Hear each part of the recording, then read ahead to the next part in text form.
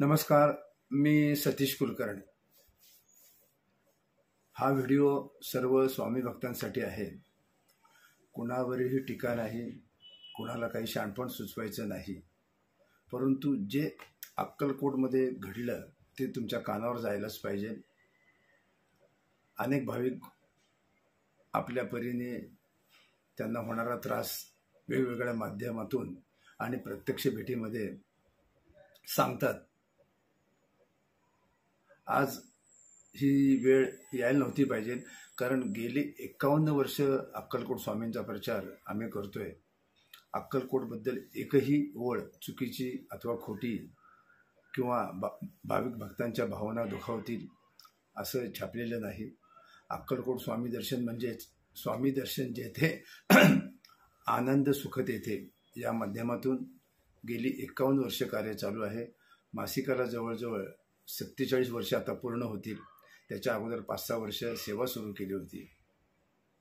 अक्कलकोट कुणाला माहीत नसताना आमच्या दादांनी महाराष्ट्रभर प्रचार केला। आज अक्कलकोटमध्ये जे जुने आहेत त्यांना, अक्कलकोटमधील चांगल्या नागरिकांना हे कार्य माहिती आहे।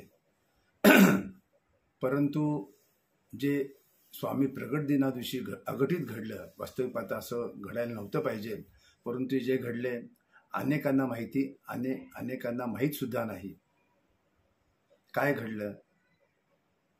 त्या दिवशी त्या चौथऱ्याजवळ काहीतरी गर्दी झाली, भाविकांची थोडीफार गर्दी होती आणि प्रत्येकाला दर्शन घ्यायची घाई। वृत्तपत्रात काय आलं तेच मी तुमच्या कानावर घालतो। जर बातमी हवी असेल तर मी फेसबुकला आणि व्हॉट्सअपला पण ती लोकमतचं कटिंग आहे ते मी टाकलेलं आहे। आणि मग त्या पुजाऱ्याची आणि भक्तांची आरेरावी झाली आणि एका पुजाऱ्याने एका भाविक भक्ताने त्या पुजाऱ्याच्या कानशिलात म्हणजे कानाखाली एक फटका दिला जोरात, श्रीमुखात भडकवली असंही म्हणता येईल। कुणीही याच्याबद्दल निषेध केला नाही, गाजावाजा नाही, कारण ते करण्यासारखं नव्हतंच। जे भाविकांच्या मनात होतं अनेक वर्षापासून ते स्वामी प्रगट झाल्या झाल्या घडलं, हा फार मोठा योगायोग आहे। अलीकडे मी अक्कलकोटला गेल्या 5-6 वर्षात गेलो नाही, जावं असं सुद्धा वाटत नाही। आपल्या घरात स्वामी आहेत, स्वामींची पूजा करतो। वाटलं कुठं प्रवासामध्ये एखाद्या ठिकाणी स्वामींचं मंदिर दिसलं, तिथं संबंधित भक्तांना जाऊन भेटतो, दर्शन होतं। पण अक्कलकोटमध्ये जे घडलं ते भविष्यात फार धोकादायक आहे, कारण काल स्वामी पुण्यतिथीला सुद्धा कुणी काही म्हणू, कुणाच्या बातम्या किती यावं, अत्यंत कमी उपस्थिती अक्कलकोटमध्ये होते। थोडक्यात लाजीरवाणे म्हटले तरी चालेल, एवढी कमी उपस्थिती होती। वृत्तपत्रात बातम्या, चॅनलला आपण सगळंच पाहतो। प्रत्यक्ष माझे काही मित्र गेले होते आणि मी टोल नाक्यावरची माहिती मागवली, त्याहून तो धक्का बसला। काहीही जास्त प्रमाणात वाहनं गेली नाही। 1000 जरी वाहनं अक्कलकोटला गेली असं आपण समजलं, एका वाहनात 7 जरी समजले, 7000 आणि बाकी इकडून तिकडून आलेले याची गोळाबेरीज केली तर म्हणावी तेवढी उपस्थिती अक्कलकोटमध्ये भक्तांची नव्हती। याला अनेक कारणांपैकी एक महत्त्वाचं कारण की अक्कलकोटची व्यवस्था अतिशय बिघडलेली आहे। ऊन, पाणी, वारा हे तर आहेच आहे, परंतु आता अक्कलकोटला जायला लोकांना नको वाटतं। दर्शनाची अडचण, राहण्याची अडचण, स्वच्छता, आरेरावी, शिस्त नाही। आणि अनेक जण शेगाव बरोबर अक्कलकोटची तुलना करतात, त्यांचंही बरोबर आहे, कारण अक्कलकोट फार पुढं जायला पाहिजे होतं, पण कुणाला त्याचं काहीही देणं घेणं नाही। आपण भले आपलं भलं याचाच लोक विचार करतात। पूर्वी स्वामींची मंदिरं नव्हती।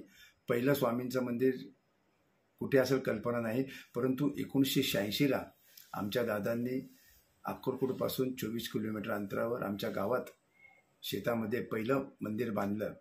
पहिलं म्हणण्यापेक्षा ग्रामीण भागात याच्या अगोदर 2-4 मंदिरंसुद्धा असू शकतील। आज अक्कलकोट स्वामींच्या मंदिरात महाराष्ट्रात प्रचंड वाढ झालेली आहे। किमान 5000 मंदिरं असावीत असा अंदाज आहे। त्यामुळे तेथील भक्त अक्कलकोटला येत नाहीत, वर्षातून एखादी चक्कर मारतात। पुढं हे प्रमाण वाढण्याऐवजी नक्की कमी होणार आहे, कारण हा परवाचाच पुरावा आहे. आणि त्यामध्ये अशा वृत्तपत्रात बातम्या आल्या आणि भाविकांना जर मनासारखं होत नसेल, जागा मिळत नसेल, आरेरावी होत असेल, अस्वच्छता असेल, तर भाविक जाणार नाही. म्हणून मी या व्हिडिओचं हेडिंग दिलंय, अक्कलकोट ओस पडेल. भाविकांनी गांभीर्याने घ्यायला पाहिजे, कारण एकदा जर भाविकांच्या मनात आलं आपल्या घरातच स्वामी आहे, आपल्या गावातच स्वामी आहे, तिथं जाऊन काय करायचं. म्हणून मध्ये एकाने शंका उपस्थित केली होती, अक्कलकोटला स्वामी आहेत का? लोक जे व्हिडिओ पाहायला पाहिजे ते पाहत नाहीत, जे व्हिडिओ ऐकून त्याच्यावर अभ्यास करायला पाहिजे त्या करत नाहीत. एखाद दुसरा येतो, काहीतरी आरेरावी करून काहीतरी उलटसुलट प्रतिक्रिया करतो. परंतु भक्तांच्या भावना अत्यंत तीव्र झालेल्या आहेत. अक्कलकोट वाढायला पाहिजे, अक्कलकोट आजूबाजूला वाढत चाललंय, पण भक्त आल्यानंतर त्यांची सोय सेवा ही व्हायलाच पाहिजे. त्या प्रमाणात होत नाही. आजही अनेक भाविक वेळात वेळ काढून येतात. हल्ली सोलापूरला बरेच जण राहतात, पण अक्कलकोटला गैरसोय असल्यामुळं, त्रास होत असल्यामुळं तिथं राहण्याचा कोणी प्रयत्न करत नाही. आज अक्कलकोटला गर्दी वाढत आहे, वाढायलाच पाहिजे. कारण सुरुवातीला आम्ही 71ला अक्कलकोटला जात होतो, 71 पासून. तेव्हा मंदिरामध्ये 10, 15, 20 आणि पुण्यतिथीला एक साधारण 400-500 भाविक यायचे. आज त्याच्या प्रमाणात एक 10 पट जरी वाढलं तरी ती गर्दी म्हणता येत नाही. लोकांना गर्दीचं गणित सुद्धा कळत नाही. त्याबद्दल सुद्धा आता आकडेवारी घेऊन बोलावं लागेल. पण काय होतं, अनेक व्यापामुळं ह्या उचापात्या करायला वेळ मिळत नाही.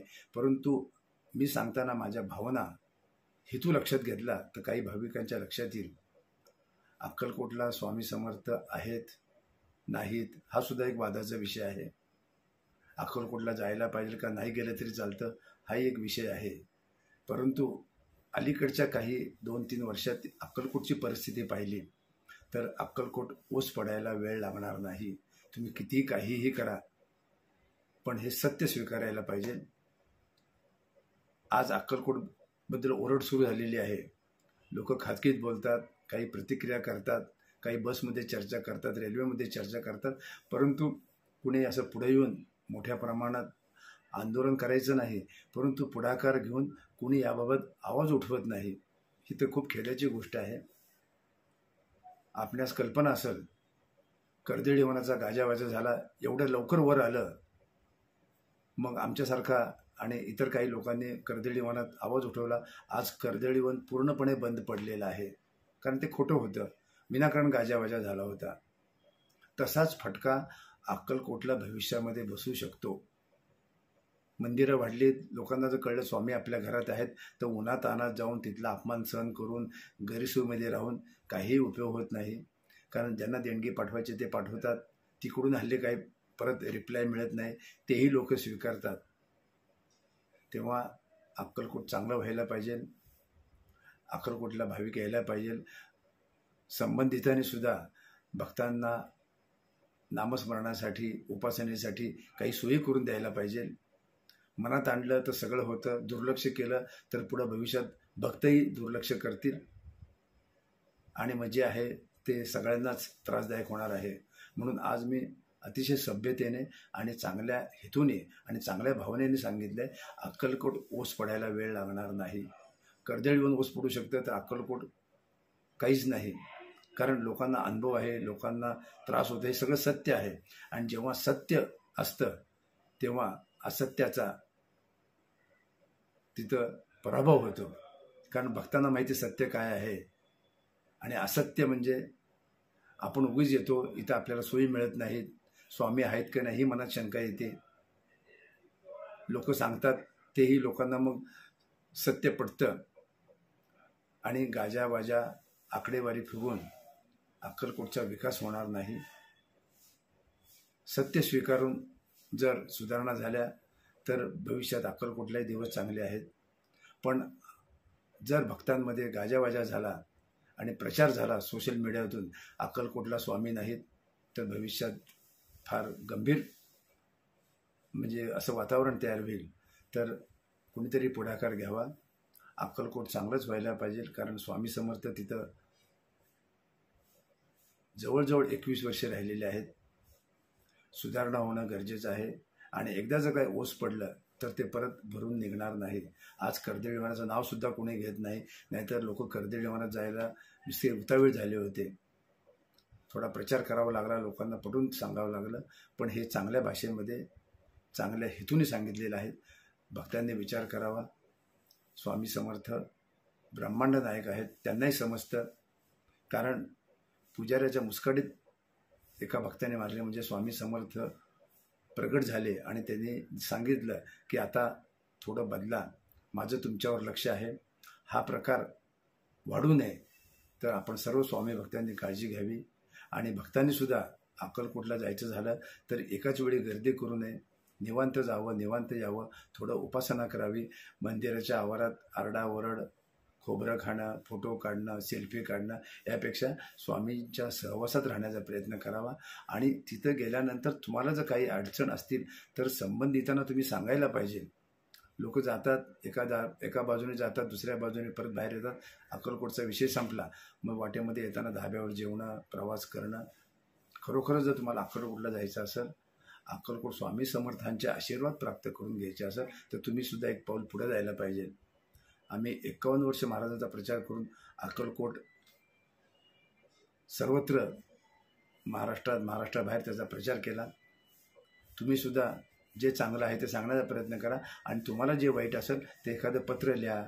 तुमच्याकडे सोशल मीडिया आहे, तुम्ही उठाव करा. तुम्ही उठाव करणं गरजेचं आहे. माझा आवाज लहान आहे, परंतु मी तळमळीने सांगतो. जे सांगायचं ते सांगितलेलं आहे. भविष्यात पुन्हा आपण